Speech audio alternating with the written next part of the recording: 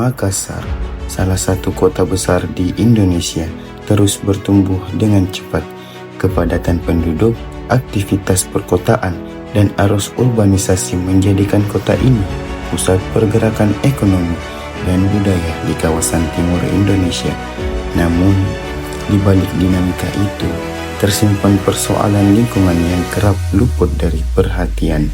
Aliran selokan kotor, limbah cari yang menumpuk, dan bau menyengat kini menjadi bagian dari keseharian warga di kompleks. Jika dibiarkan, limbah cari ini bukan hanya merusak lingkungan, tetapi juga mengancam kesehatan masyarakat. Karena itu, pengolahan limbah melalui instalasi pengolahan air limbah atau IPAL menjadi kebutuhan yang mendesak. Apakah kita siap menata lingkungan bersama?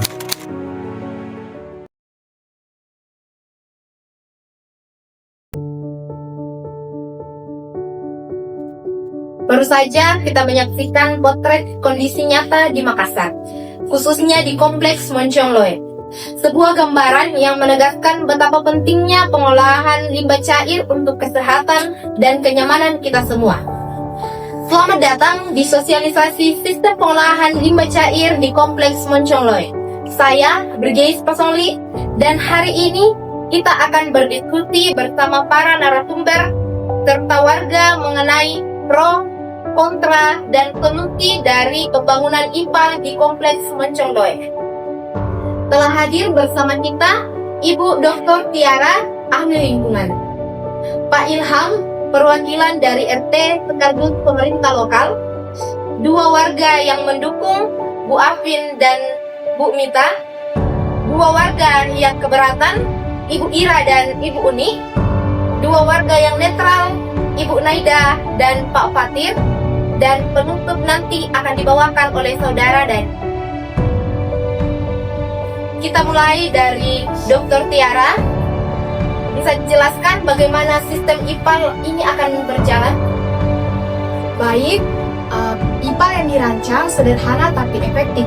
Prosesnya meliputi penyaringan awal, sedimentasi, filtrasi dengan pasir, dan karbon aktif. Lalu disinfeksi UV dan klorin, sehingga air limbah yang dihasilkan tidak bau dan bersih, sehingga aman dibuang ke lingkungan. Adapun fungsi dari proses yang saya sebutkan tadi yaitu yang pertama, proses penyaringan awal. Pada tahap ini, kotoran berukuran besar seperti plastik, daun, dan sampah padat lainnya disaring, agar tidak masuk ke proses berikutnya. Yang kedua, sedimentasi. Air limbah kemudian dialirkan ke bak pengendapan. Di sini, partikel lumpur dan kotoran berat akan mengendap di dasar, sementara air lebih jernih naik ke permukaan. Yang ketiga, filtrasi pasir dan karbon aktif. Air yang sudah jernih melewati lapisan pasir dan karbon aktif. Pasir menyaring partikel halus, sementara karbon aktif menyerap bau dan zat kimia berbahaya. Yang keempat, disinfeksi UV atau klorin. Tahap terakhir adalah disinfeksi. Sinar ultraviolet atau larutan klorin digunakan untuk membunuh bakteri dan kuman, sehingga air limbah menjadi aman dibuang ke lingkungan. Pak Ilham, bagaimana peran pemerintah lokal dalam rencana ini? Kami sangat setuju dengan regulasi dan koordinasi. Kami juga mengupayakan bantuan berupa dana agar warga tidak terbebani penuh, dan prinsip ini juga bisa mengartikan bahwa kesehatan kita terjaga bersama.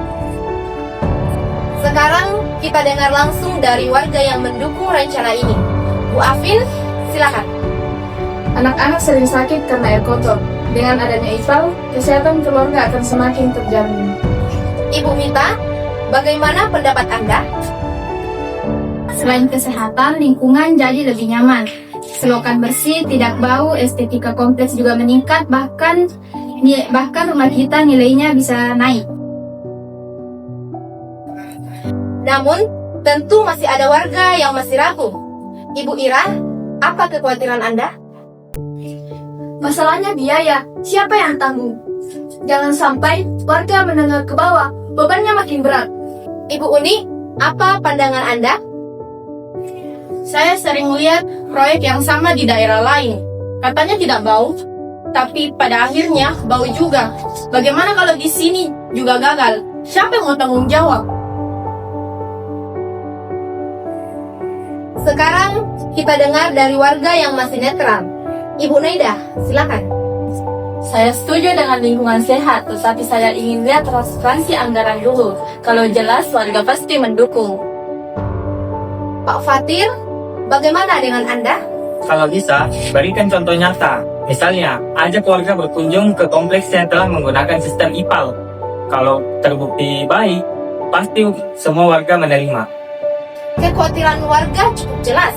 Biaya, risiko bau, dan transparansi. Bagaimana solusinya, Dr. Tiara? Baik, IPAL modern sudah menggunakan desain tertutup sehingga tidak bau. Untuk biaya bisa diatur iuran gotong royong masyarakat per rumah, tidak melebihi biaya sampah bulanan. Kami juga membantu menyediakan teknisi lokal untuk menghemat biaya perawatan. Kalau semua setuju, kita adakan kesepakatan tertulis yang terisi dana transparan, subsidi, dan kita adakan studi banding terlebih dahulu. Artinya ada jalan tengah. Kesehatan terjaga, biaya ringan, dan transparansi jelas. Sosialisasi kali ini menunjukkan bahwa pembangunan sistem IPAL bukan hanya sekedar proyek, melainkan untuk menjaga lingkungan. Dengan komunikasi, transparansi, dan gotong royong, pro dan kontra dapat dipersatukan. Mari kita wujudkan kompleks yang bersih, sehat, nyaman untuk generasi yang mendatang. Sungai jernih damban kita semua. Cakep! Air bersih jadi harapan. Cakep! Dengan IPAL kita jaga semua demi masa depan yang penuh berkelanjutan. Mungkin cukup sekian dapat kami sampaikan. Kami ucapkan Terima kasih. Wassalamualaikum warahmatullahi wabarakatuh.